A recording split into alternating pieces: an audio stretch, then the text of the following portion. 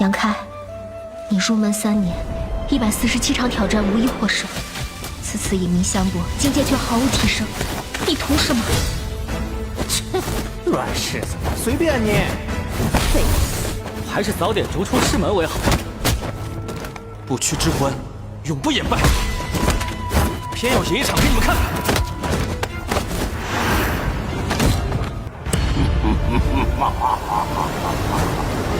好一个不屈之魂！这躯壳我就先收下了。Hai, selamat datang kembali di channel Min Donghua.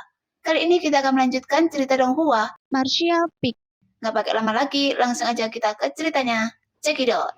Di ruang sayap, di tempat tidur harum, Xianing Sang bingung dan tergila-gila. Yang Ke tidak menyentuhnya, tetapi kata-kata yang penuh kelembutan dan manis itu membuatnya melepaskan pertahanan fisik dan mentalnya. Seperti awan, berkibar tertiup angin, ke atas dan ke bawah. Tubuh halusnya berputar tanpa sadar. Namun dengungan tertahan keluar dari tenggorokannya. Matanya yang indah kabur dan tidak fokus, dan rasa kepuasan yang sangat besar muncul di wajah cantiknya. Yang Ke membungkuk, mencium matanya, hidung kecilnya, dan bergerak dengan hati-hati, seolah-olah memperlakukan sebuah karya seni yang paling indah. Tanpa gerakan berlebihan, dia memalingkan wajahnya. Daun telinganya yang kecil dan halus semerah darah, dan bergumam dengan suara gemetar. Adik laki-laki, sebelum Anda pergi, tolong ingat penampilan saya. Yang Ke terkejut dan mengangguk ringan. Bagaimanapun, sudah lebih dari 10 tahun sejak dia bertemu Xianing Sang, tetapi dia belum pernah melihat wajah asli Xianing Sang. Karena kapanpun dan dimanapun, Xianing Sang akan selalu menutupi wajahnya dengan kerudung, sehingga tidak ada yang bisa melihat wajah aslinya dengan jelas. Pada awalnya, Yang Ke juga penasaran dengan penampilan seperti apa yang dimilikinya. Namun seiring berjalannya waktu, Yang Ke tidak lagi peduli. Tidak peduli apakah penampilannya menakjubkan atau tidak, karena baginya, keberadaan Xianing Sang tidak ada yang bisa menggantikannya. Dia memiliki sepasang mata indah paling murni di dunia, dan itu sudah cukup. Tanpa diduga, sebelum pergi, Xianing Sang mengambil inisiatif untuk mengungkitnya, dan Yang Ke tentu saja tidak akan menolak. Karena itu, Xianing Sang berinisiatif melepaskan kain kasa yang menutupi penampilannya. Angin sepoi-sepoi di luar jendela meniup tule dan melayang ke sisi lain tempat tidur. Xianing Sang menutup matanya dan menegakkan kepalanya dengan gugup, membiarkan wajahnya tampak tidak terhalang oleh tatapan Yang Ke. Yang Ke melihat dengan hati-hati, tubuhnya bergetar hebat dan sedikit keterkejutan muncul di matanya. Bagaimanapun, dia sudah siap secara mental, dan saat dia melihat penampilan asli Xianing Sang, dia tidak bisa menahan diri untuk tidak kehilangan ketenangannya. Karena penampilan Xianing Sang bukanlah yang terindah yang pernah dia lihat Yang Ke. Baik Su Yan dan Sang King Luo dapat dibandingkan dengannya, tetapi dia memiliki temperamen uniknya sendiri. Sama seperti sikap dingin Su Yan dan pesona Sang King Luo, Xianing Sang memiliki temperamen yang suci. Tampaknya kehidupan lebih dari 20 tahun ini tidak meninggalkan jejak di tubuhnya. Dia memiliki hidung yang halus, pipi buah persik kemerahan, bibir kecil dan halus, wajah yang tidak kemerahan, dan kulit yang selembut dan seputih batu giok salju. Tidak berbeda dengan kebanyakan wanita cantik. Setiap bagian tubuhnya sangat indah dan tanpa celah. Namun, ketika bagian tubuh yang indah dan tanpa celah ini disatukan, terjadi perubahan yang tidak terduga. Kombinasi temperamen suci dan menawan membuat Yang Ke merasa bahwa dia menakjubkan dan tidak dapat diganggu-gugat, tetapi juga cuek terhadap urusan duniawi. Yang Ke telah melakukan perjalanan ke seluruh negeri selama bertahun-tahun dan telah melihat keindahan yang tak terhitung jumlahnya, tetapi tidak ada wanita yang pernah memberinya dampak visual yang kuat seperti Xianing Sang. Saat dia melihat penampilan aslinya, dorongan tak terkendali melonjak di hati Yang Ke. Dia berharap dia bisa memegang erat Xianing Sang, menggosokkannya ke tubuhnya, membawanya bersamanya, dan tidak pernah membiarkannya meninggalkannya. Dengan pemikiran ini, Yang Ke dengan cepat menarik nafas yang dalam dan menahan denyutnya dengan ekspresi curiga di wajahnya. Dia bukanlah orang yang tidak mempunyai tekad. Sebaliknya, dia adalah orang yang mampu menahan keinginannya, menahan tindakannya, dan memiliki pengendalian diri yang cukup besar. Dan dia masih memikirkan hal itu. Yang Ke tidak tahu bagaimana reaksi pria di sebelahnya jika dia melihat wajah Xian Ningsang. Guru berkata sejak lama dan menyuruh saya untuk tidak memperlihatkan wajah saya dengan mudah. Jadi saya telah mengenakan cadar selama ini. Xian Ningsang menjelaskan dengan lembut. Tampak sedikit malu di wajah tatapan tajam Yang Ke hingga pipinya memerah. Penjaga toko Meng benar. Yang Ke mengangguk dengan berat. Sambil mengotak-atik rambut Xian Ningsang, menyandarkan separuh tubuhnya padanya dan berkata dengan lembut. Saya pikir kebanyakan pria akan memiliki pemikiran di benaknya. Pikiran? Xian Ningsang sangat malu, tetapi tidak bisa menahan rasa penasarannya dan tidak bisa tidak bertanya. Lindungi atau langgar? Lindungi kepolosan yang tidak peduli dengan dunia dan langgar kesuciannya yang menakjubkan. Kombinasi pemikiran yang kontradiktif akan membawa banyak masalah yang tidak perlu bagi Xian Ningsang. Bagaimana dengan adik laki-laki? Xian Ningsang tiba-tiba mengumpulkan keberanian menatap langsung ke Yang Ke dan menanyakan pemikiran kekasihnya yang sebenarnya. Dan dia sangat prihatin. Dia tidak peduli apa yang orang lain pikirkan. Dia hanya ingin mendengar apa yang dikatakan Yang Ke. Saya? Yang Ke menjadi ngecat. Saya juga salah satu dari kebanyakan laki-laki. Saat dia berbicara, dia membungkuk dan mencium bibir merah adik perempuannya. Ya, tubuh halus Xian Ningsang tiba-tiba menegang dan mata indahnya melebar dalam sekejap, seolah-olah dia telah diserang oleh roh jahat yang dapat menghancurkan kewarasannya. Dia kehilangan inisiatif tubuhnya dalam sekejap, tidak mampu untuk menggerakkan tubuhnya, dan mulutnya tidak dapat berbicara. Tapi dia diselimuti kebahagiaan dan kepuasan yang luar biasa. Dia memejamkan mata, menikmati momen memabukkan yang telah lama ditunggu-tunggu ini. Pada saat ini, seluruh taman yang tuan suci sepertinya diselimuti oleh angin musim semi, menyebabkan pohon-pohon mati bermekaran dan bunga serta daun bertunas. Di luar taman tuan suci, sesosok tubuh cantik berdiri di sana dengan tenang, dengan mata indah menatap ke depan dengan mata yang rumit. Kemudian, sosok cantik lainnya berjalan pelan ke arahnya. An Ling-er memegang lentera dan mendekatinya. Dia tidak menyadarinya sampai An Ling-er terbatuk ringan, dan dia tiba-tiba terbangun. Gemetar seperti kelinci yang ketakutan. Nona Qiu, kenapa Anda tidak istirahat selarut ini? An Ling-er memandang Qiu Yimeng dengan curiga. Bertanya-tanya mengapa dia berdiri di sini. Baiklah, waktunya istirahat. Qiu Yimeng diam-diam melirik ke arah taman suci dan menjawab dengan tergesa-gesa. Apakah Anda ada keperluan dengan Tuan Suci? An Ling-er melihat beberapa petunjuk dan tersenyum penuh perhatian. Jika Anda memiliki keperluan dengannya, masuklah. Lagi pula Anda bukan orang luar, dan dia seharusnya belum istirahat. Tidak. Qiu Yimeng melambaikan tangannya dengan cepat. Saya tidak memiliki keperluan dengannya. Saya hanya datang untuk melihat bintang-bintang. Mendengar itu, An Ling-er menatap ke langit, merucutkan bibirnya dan terkekeh. Bulan cerah ada di langit malam ini, dan sepertinya tidak banyak bintang. Tuan Suci mungkin akan berangkat besok. Saya tidak tahu kapan dia akan kembali.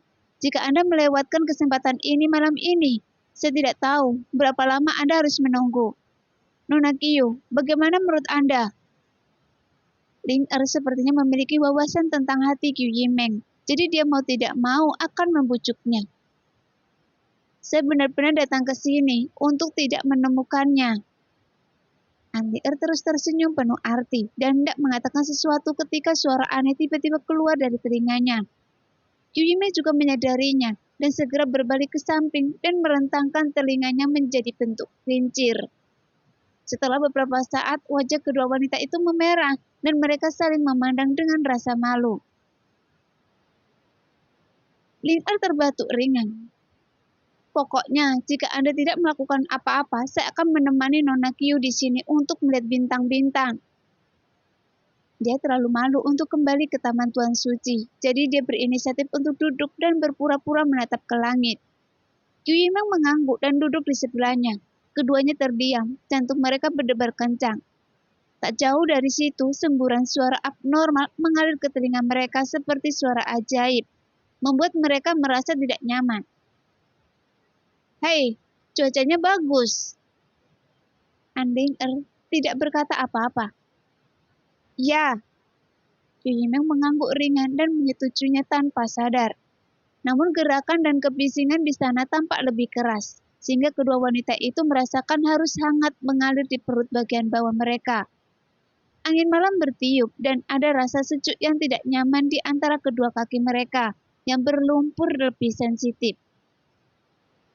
Saya benar-benar tidak tahu. Ling-Er memasang ekspresi terdiam di wajahnya. Tidak bisakah Anda melihat sesuatu? Qiu Yimeng berbalik dan bertanya. Mengapa gadis yang begitu damai, begitu gila sekarang? Mendengar itu, Qiu Yimeng tidak tahu harus berkata apa. Apakah Anda tidak masuk? Ling-Er menggigit bibir merahnya dan tiba-tiba berkata. Sekarang adalah waktu yang tepat untuk masuk, jadi tidak perlu mengatakan apa-apa. Apa gunanya merasa malu? Jika saya jadi Anda, saya akan bergegas masuk sekarang dan melihatnya dengan baik. Ling-Er menyemangati, takut dunia tidak akan berada dalam kekacauan. Tidak. Qiu Yimeng terus melambaikan tangannya. Saya tidak bisa melakukan hal seperti ini. Jelas, pendekatan itu seperti seorang pengemis, memohon cinta dari orang lain, tetapi Qiu Yimeng tidak bisa melakukan hal itu. Jangan takut, saya mendukung Anda. Tidak akan ada kesempatan ini setelah Anda melewati malam ini. Ling-Er terus menggoda. Qiu Yimeng sepertinya tergerak oleh apa yang dia katakan. Dia berpikir sejenak, lalu tiba-tiba menggelengkan kepalanya, berdiri dan berkata, Tunggu sampai dia kembali. Tunggu sampai dia kembali lagi nanti. Saya tidak akan melakukannya hari ini. Selamat malam, Nona An. Saya akan kembali istirahat dulu. Hei, jangan pergi, saya sendirian. Ling-Er mengangkat tangannya dan memanggil, tapi Qiu Yimeng dengan cepat menghilang.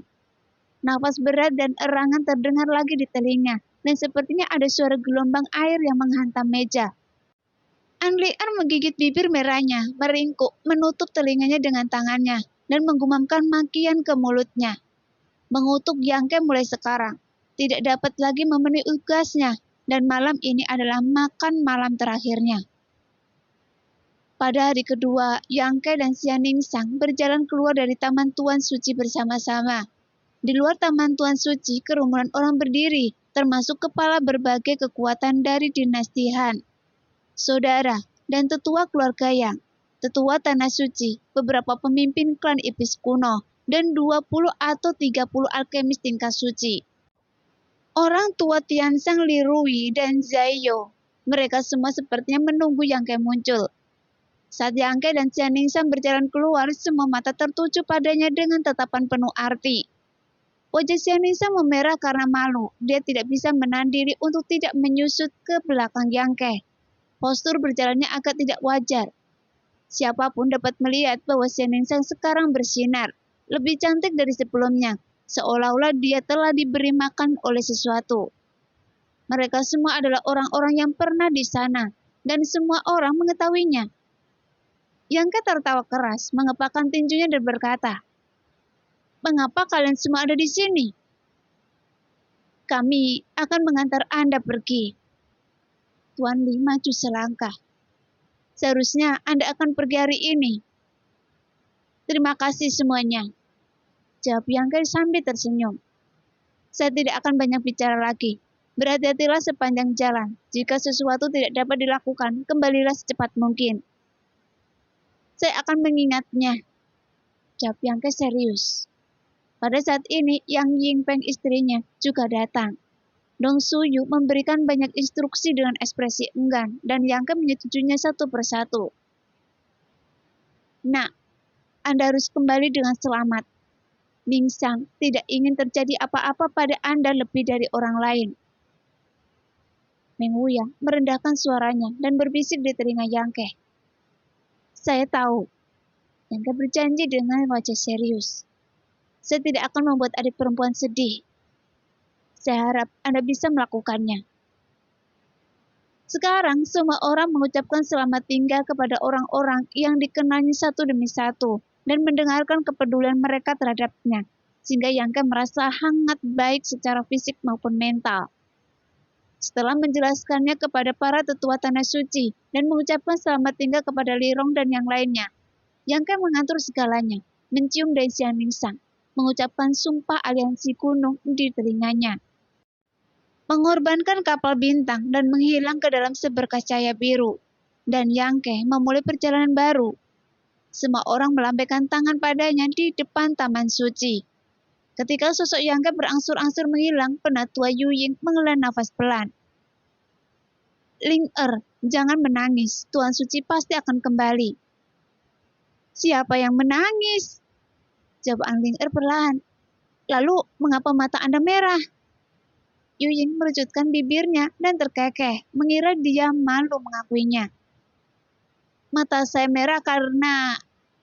Ling membuka mulutnya, memikirkan apa yang terjadi tadi malam. Dia benar-benar tidak bisa melanjutkan. Setelah melihat gadis berkerudung dengan air mata mengalir di wajahnya dan ekspresi keengganan, Ling jatuh ke tanah karena kagum. Tadi malam, dia menghabiskan sepanjang malam mengamati bintang-bintang di luar Taman Suci.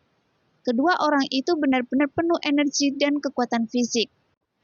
Hal yang paling langka adalah Nona Xia masih bersinar setelah bangun pagi, dan Ling tidak tahu alasan ini. Setelah Yang Ke pergi dan beberapa hari kemudian, klan iblis kuno yang dipimpin oleh Li Rong dan para pemimpin lainnya juga meninggalkan Tanah Suci 9 Surga dan menuju wilayah iblis sesuai dengan perjanjian sebelumnya dengan Zhang Yuan. Dan iblis tua juga bersama mereka. Bagaimanapun, dia dapat dianggap sebagai anggota klan iblis. Hanya di wilayah iblis, dia dapat memiliki lingkungan pelatihan terbaik. Dan mengingat situasi istimewanya, tidak akan memakan waktu lebih dari 10 atau 20 tahun untuk mencapai orang suci tingkat ketiga. Dan menjadi jenderal iblis lain di wilayah iblis. Kakak beradik keluarga Hu juga meninggalkan situ selama istana jiwa perang dan pergi ke pavilion Suangxi untuk budidaya lebih lanjut. Meng Wuya duduk di Tanah Suci 9 Surga dan melindungi 9 surga di situ selama istana jiwa perang. Berbagai kekuatan di dinasti Han menggunakan sumber daya material yang diangkut dari Tanah Suci 9 Surga untuk mengembangkan diri. Hampir 30 alkemis tingkat suci hampir menganggap Tanah Suci 9 Surga sebagai asosiasi alkemis, dan tidak ada yang mau pergi karena Tuan Li. Karena mereka belum pernah melihat naga, dan dia telah memberitahu mereka bahwa dia dan muridnya akan menetap di sini di masa depan. Jadi tidak perlu lagi bepergian keliling dunia. Dan Tuan Li juga menjadi kepala alkemis kehormatan di Tanah Suci 9 Surga. Dengan Tuan Li dan Xian Lingshan di sini, bagaimana mungkin para alkemis tingkat suci itu mau pergi? Mereka semua mencari alasan dan menolak untuk pergi. Dalam sekejap, Tanah Suci 9 Surga hampir menjadi kekuatan terkuat di seluruh benua, melampaui semua sekte dan keluarga lainnya, dan semuanya berkembang pesat. Pada saat ini, di langit berbintang sangat luasnya tidak terbatas. Di alam bintang yang dingin dan gelap, kapal bintang Yang Ke terus bergerak maju. Dia datang ke langit berbintang dari pintu masuk sekte es, karena Raja Es Qingya membawa Suyan ke langit berbintang dari sana. Jadi dia berharap menemukan beberapa petunjuk. Sayangnya, tidak ada petunjuk yang ditemukan. Yang Ke tidak tahu kemana mereka pergi, dan dia tidak tahu di mana akan ada makhluk hidup. Satu-satunya hal yang dia yakini adalah memang ada makhluk hidup lain di langit berbintang yang gelap dan dingin. Dan beginilah cara klan tulang menginjakkan kaki di benua Tongsuan. Dia berharap suatu saat dia bisa menemukan jejak kehidupan. Sekarang, kapal bintang mekar dengan cahaya hijau dan melintasi langit berbintang yang luas. Tirai tipis menyelimuti Yangke, menghalangi kekuatan langit berbintang yang dapat mengikis tubuhnya. Tanpa kapal bintang, Yangke tidak akan bisa melakukan perjalanan jauh di langit berbintang, dan juga akan menghabiskan kekuatannya sendiri sepanjang waktu untuk menahan tekanan besar dari langit berbintang. Dibandingkan dengan ini, kekuatan kapal bintang utusan kerajaan tidak diragukan lagi jauh lebih kecil. Dia tidak tahu sudah berapa lama dia melayang di langit berbintang. Namun kesucian tingkat pertama Yangke telah lama sepenuhnya stabil, dan tidak ada hal istimewa yang ditemukan. Tapi pengalamannya mirip dengan Dewa Iblis besar saat pertama kali menjelajahi langit berbintang. Dia selamat dari badai di langit berbintang, melangkah ke lautan meteorit, dan hanyut bersama meteorit tersebut. Kemanapun dia melewati, tidak ada jejak makhluk hidup apapun. Yangke merasa bingung. Dia tidak tahu apa hasilnya jika dia terus menjelajah seperti ini.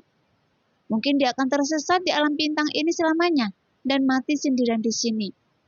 Tapi dia tidak siap untuk mundur, karena Xuyan masih berada di suatu tempat di alam bintang. Suatu hari, ketika dia tidak melakukan apa-apa, Yangke mengeluarkan buku ajaib misterius, membiarkan kapal bintang terbang sendiri, dan diam-diam melihat buku ajaib misterius di tangannya. Sejak dia memperoleh buku besar misterius iblis ini, hidupnya telah mengalami perubahan yang mengejutkan dan tak terbayangkan. Yangke juga mengetahui bahwa pencapaiannya saat ini tidak dapat dipisahkan dari buku besar misterius iblis ini. Dari buku rahasia ini, dia memperoleh tubuh emas yang membanggakan, mata iblis penghancur dunia, dan warisan Dewa Iblis Besar. Sebelum dia meninggal, Dewa Iblis Besar sepertinya telah merencanakan jalan hidupnya. Tapi pada saat ini, dia akhirnya memulai tujuan yang sama dengan Dewa Iblis Besar. Di tahun-tahun terakhirnya menjelajahi langit berbintang. Pada saat inilah, dia melarikan diri dari pengaturan Dewa Iblis Besar. Yangke percaya bahwa dalam waktu dekat dia akan melampaui Dewa Iblis Besar dan mencapai apa yang gagal dia lakukan saat itu. Sambil berpikir, Yangke tiba-tiba membeku, merutkan kening dan menatap buku besar ajaib di tangannya, karena dia menemukan bahwa dari segala arah gumpalan cahaya dari bintang-bintang berubah menjadi aliran energi dan benar-benar mengalir ke dalam buku misterius ajaib. Di saat yang sama, pohon suci yang ditempatkan di buku rahasia tiba-tiba mengirimkan pesan. Yangke mendengarkan sebentar dan mengangguk sebagai jawaban. Saya akan segera masuk. Dengan mengatakan itu, tubuh roh jiwa Yangke tiba-tiba melarikan diri ke dalam buku ajaib dan dengan hati-hati melihat ujung masuknya cahaya bintang. Sebenarnya itu adalah dua batu bulat berwarna hitam pekat itu. Kedua batu bulat berwarna gelap yang aneh ini menimbulkan banyak keraguan pada Yangke.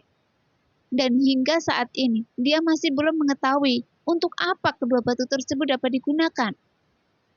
Mereka telah menyerap esensi mineral dalam jumlah besar, dan permukaan batu bundar menghasilkan garis-garis seperti meridian tubuh manusia. Dan sepertinya ada gerakan berirama yang datang dari dalam. Sepertinya ia memiliki kehidupannya sendiri. Pada saat ini, energi yang mengalir dari langit berbintang diserap oleh dua batu bundar berwarna gelap tersebut. Setelah menyerap kekuatan bintang, garis-garis di permukaannya menjadi lebih padat dan jelas, dan pergerakan dari dalam secara bertahap menguat. Saya pikir mereka tampaknya hidup. Pohon suci itu tiba-tiba mengirim pesan. Dia telah tinggal di buku misterius iblis dan memiliki banyak waktu untuk mengamati dua batu bundar gelap ini. Mereka memberi saya rasanya seperti rumput bunga bulan ini, sangat mirip. Maksud Anda, mereka juga dianggap makhluk spiritual langit dan bumi? Yangke mengangkat alisnya. Siapa yang tahu bagaimana kalau Anda membukanya dan melihatnya? Lebih baik tidak menggunakannya. Jika mereka benar-benar makhluk spiritual, akan sia-sia jika membelahnya. Yangke menggelengkan kepalanya. Mereka sudah sangat berbeda dari sebelumnya, jadi Anda harus terus memantau mereka. Jika ada hal yang salah, katakan pada saya segera. Saya mengerti. Jawab Sensu atau pohon suci. Tidak peduli apapun, Yang percaya bahwa selama dia menunggu dengan sabar, dia akan dapat menemukan kebenaran suatu hari nanti. Jadi dia tidak terburu-buru mengambil kembali buku besar ajaib itu dan hanya meletakkannya di luar. Membiarkan kekuatan bintang mengalir masuk ke dalam dua batu bundar yang gelap, dan dia melanjutkan perjalanannya. Tidak jauh di depan terjadi badai energi lain yang melanda wilayah yang luas. Yang berhutan kening dan mengedarkan energi suci dengan enggan, bersiap menghadapi bahaya di depan. Sejak dia melangkah ke langit berbintang, situasi seperti ini telah menjadi kejadian biasa. Berbeda dengan ketika dia dipromosikan ke alam transenden dan berjuang melewati badai langit berbintang untuk bertahan hidup. Sekarang dengan budidaya alam dan kekuatan fisiknya, dia bisa mengabaikan gangguan badai langit berbintang. Jadi saat badai melanda, dan dia menggunakan kapal bintang untuk berjalan santai di tengah badai, dan dia tampak tenang. Meteorit yang tak terhitung jumlahnya, besar dan kecil, terperangkap dalam badai, meningkatkan kekuatan badai. Mata Yangke tiba-tiba tertarik pada salah satu meteorit itu. Dia bergoyang, menginjaknya dan melihatnya dengan hati-hati untuk beberapa saat. Tubuhnya bergetar hebat, menunjukkan ekspresi yang sangat bersemangat. Berdiri di atas meteorit, Yangke tampak bersemangat dan melihat sekeliling. Karena ada jejak yang ditinggalkan oleh aktivitas makhluk hidup di mana-mana. Sebenarnya ada jejak makhluk hidup di meteorit ini. Yangke sangat bersemangat hingga dia hampir bingung dan tidak tahu harus kemana. Tetapi pada saat yang paling kritis ini, dia menemukan informasi yang menghiburnya. Matanya tiba-tiba menjadi tegas dan tidak ada lagi pandangan kosong sebelumnya. Dan dia mulai memeriksa jejak-jejak ini dengan cermat. Potongan meteorit yang berdiri di atasnya hampir sebesar gunung kecil, dan terdapat banyak meteorit dengan ukuran yang berbeda yang tersebar di dekatnya, yang berkumpul menjadi lautan meteorit yang didorong oleh badai langit berbintang, bergerak tanpa henti melalui langit berbintang. Pada saat ini terdapat banyak lubang pada meteorit besar ini yang tidak terbentuk secara alami, melainkan seolah tertinggal setelah terkena ledakan energi. Jadi Yangke merasa seseorang pasti bertarung di sini. Setelah Yangke memiliki gambaran yang jelas dan dia dapat menyimpulkan dari jejak-jejak itu bahwa waktu kejadiannya tidak terlalu lama, mungkin lebih dari 10 hari yang lalu, mungkin 1 atau 2 bulan yang lalu. Paling banyak tidak akan melebihi 3 bulan. Jika tidak, jejaknya telah lama terhapus oleh badai langit berbintang yang dahsyat dan sama sekali tidak ada alasan untuk meninggalkannya. Yangke hampir bisa membayangkan adegan pertempuran itu. Yang paling mengejutkannya adalah kekuatan para pejuang di sini tampaknya tidak terlalu tinggi, dan ini memberinya kepastian. Saat pertama kali datang ke sini, dia takut bertemu dengan master yang terlalu kuat. Melihat keluar badai langit berbintang yang akan datang, dia melihat lebih dalam ke langit berbintang dan segera memerintahkan kapal bintang untuk terbang cepat ke arah yang berlawanan dengan badai langit berbintang. Badai bintang datang dari arah itu, artinya makhluk yang bertarung di meteorit saat itu mungkin masih berada di arah tersebut. Meskipun kemungkinannya kecil, namun patut dicoba. Segera, Yangke terbang dengan seluruh kekuatannya, menggunakan pikiran spiritualnya secara maksimal, sehingga tidak melewatkan satupun meteorit yang melewatinya. Dari meteorit tersebut, dia memang menemukan beberapa petunjuk dan berbagai tanda penunjukkan bahwa dia semakin dekat dengan makhluk yang dia lacak. Jadi Yangke mendorong kapal bintang semakin keras. Meskipun dia tidak tahu berapa lama waktu yang dibutuhkan, tetapi ketika dia melewati langit berbintang yang gelap dan dingin, matanya bersinar dengan santai dan dia menatap kosong ke depan. Di depannya, ada alam bintang luas lainnya muncul di depan matanya, dan itu sangat indah. Dengan bintang-bintang yang tak terhitung jumlahnya, mereka bersinar dengan kilau yang bergerak dan penuh vitalitas. Keindahan dan keheningan di sisi lain sungguh kontras. Bintang-bintang besar dan kecil telah lahir di alam bintang ini sejak zaman kuno. Mereka terbang dan berputar pada posisi tertentu dengan pola khusus.